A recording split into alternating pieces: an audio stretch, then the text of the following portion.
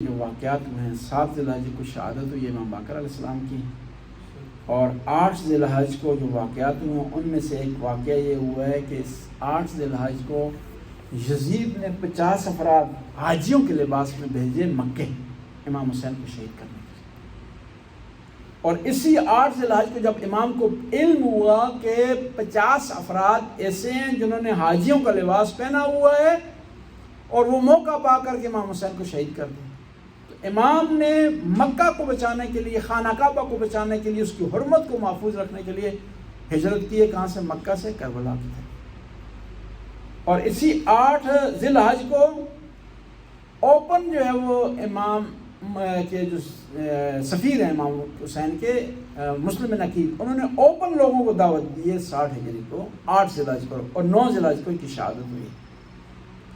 اور اسی 8 ذی الحجہ کو امام حسین چلے مکہ سے کربلا کی طرف۔ روایات اس طرح بتاتی ہیں کہ امام نے کیا کیا ہے؟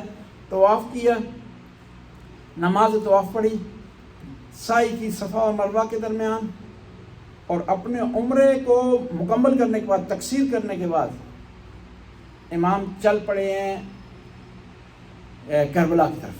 اور بعض روایات بتاتی ہیں کہ 8 کو امام چلے ہیں مکہ سے، اور 9 کو عرفات میں پہنچے ہیں دعائے عرفہ پڑھنے کے بعد کربلا کی طرف۔ اور انہی روایات میں یہ بھی لکھا ہوا ہے کہ امام حسین مکہ سے جب نکلے ہیں تو مسجد تنیم پر پہنچے ہیں، یا جسے مسجد عمرہ بھی کہتے ہیں، یا اہل سنت کے برادران اسے مسجد عائشہ کہتے ہیں، وہاں پر پہنچے ہیں تو 3 سوار آتے ہوئے دکھائی دیے ہیں امام حسین کو۔ تو غازی عباس کو کہا، غازی عباس دیکھو دشمن تو نہیں ہے، کون ہے جو ہمارے قریب ہو رہا ہے؟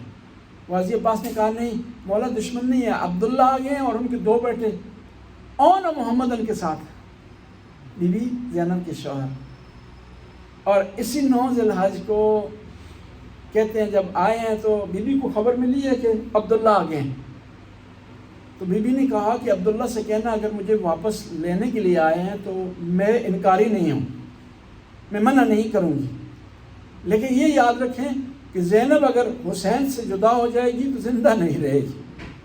تو کہتے ہیں عبداللہ نے کہا بی بی میں نے آپ کو واپس لانے کے لیے، لے جانے کے لیے نہیں آیا ہوں، میں نے آپ کے نانا رسول اللہ سے سنا ہے کہ ہر مسافر کے لیے صدقے کی ضرورت ہوتی ہے، میں آپ کے لیے 2 صدقے لایا ہوں، اور ان کو ہمراہ رکھیں، اور جہاں کہیں ضرورت پڑے میرے بھائی حسین پر مشکل وقت آئے تو ایک کو میری طرف سے حسین پر قربان کر دینا اور دوسرے کو اپنی طرف سے قربان کر دینا۔ ہم عید منا رہے ہیں، لیکن 60 ہجری کو امام حسین نے عید نہیں منائی، اور امام حسین راستے میں کربلا کی طرف چل رہے تھے، اور مسجد منزل زبالہ پر پہنچے تو خبر آئی کہ مسلم بن عقیل شہید ہو گئے۔ تو امام نے وہاں کہا انا للہ و انا الیہ راجعون، کہ لوگوں مسلم نے حق ادا کر دی ہے، اب ہمارے لیے ضروری ہے کہ ہم بھی حق ادا کریں۔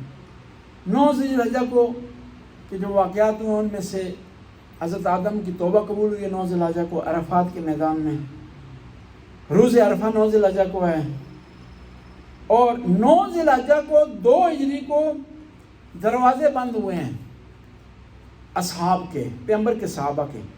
اصل میں یہ سچویشن تھی کہ مسجد درمیان میں تھی، اصحابہ کرام کے گھر مسجد کے ارد گرد تھے، اور ان گھروں کے 2 دروازے تھے، ایک مسجد میں کھلتا تھا، ایک دوسری طرف کھلتا تھا۔ تو صحابہ کرام وقتاً فوقتاً جب بھی ضرورت پڑتی تھی کہ کہیں جانے کے لیے مسجد سے گزر کر جایا کرتا تھا، تو خدا کی طرف سے آرڈر ہوا کہ مسجد میں آپ طہارت کے بغیر داخل نہیں ہو سکتے، اس لیے حکم ہوا کہ تمام دروازے جو مسجد کی طرف کھل رہے ہیں وہ بند ہو جائیں۔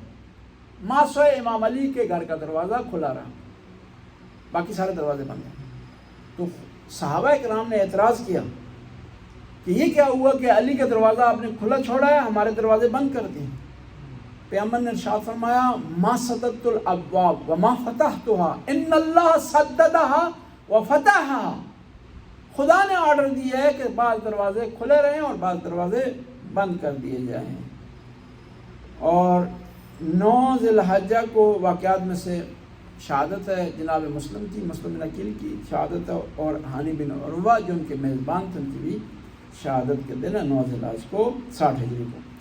10 ذی الحج کو جو واقعات ہوئے ہیں یا ہوتے ہیں وہ اس میں سے ایک عید قربان ہے، اور مینا میں حاجیوں کا ٹھہرنا ہے۔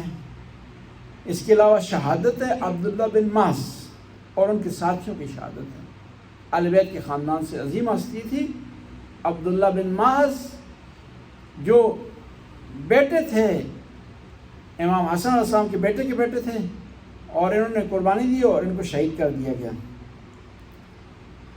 201 ہجری کو امام رضا نے نماز عید پڑھائی ہے، عید قربان پڑھائی ہے، کس میں؟ مشہد میں۔ ہوا اس طرح، یا بعض لوگ کہتے ہیں نماز پڑھائی ہے، بعض لوگ کہتے ہیں نماز کے لیے چلے تھے، مامون نے منع کر دیا کہ نماز نہ پڑھائیں۔ مامون نے اصرار کیا کہ ابن رسول اللہ آپ اس دفعہ نماز پڑھائیں۔ امام رضا نے کہا کہ نہیں، مجھے معاف کرو، جو آدمی پہلے سے پڑھا رہا ہے وہ پڑھاتا رہے، وہی روٹین رہے۔ اس نے اصرار کیا، امام نے کہا اگر میں نہیں نماز پڑھانی ہے تو میں اس طرح نماز پڑھاؤں گا جس طرح میرے جد رسول اللہ نماز پڑھایا کرتے۔ کہتے ہیں کہ امام رضا علیہ السلام نے جوتیاں اتار لیں، تکبیر کہنا شروع کر دی، اللہ اکبر وللہ الحمد واللہ اکبر علی ما ہدانا والشکر علی ما اولانا، پڑھنا شروع کر دیا اور چلنا شروع کر دیا۔ لوگ بھی ساتھ، لوگوں نے چلنا شروع کر دیا، اور ایک بہت بڑا ہجوم ہو گیا۔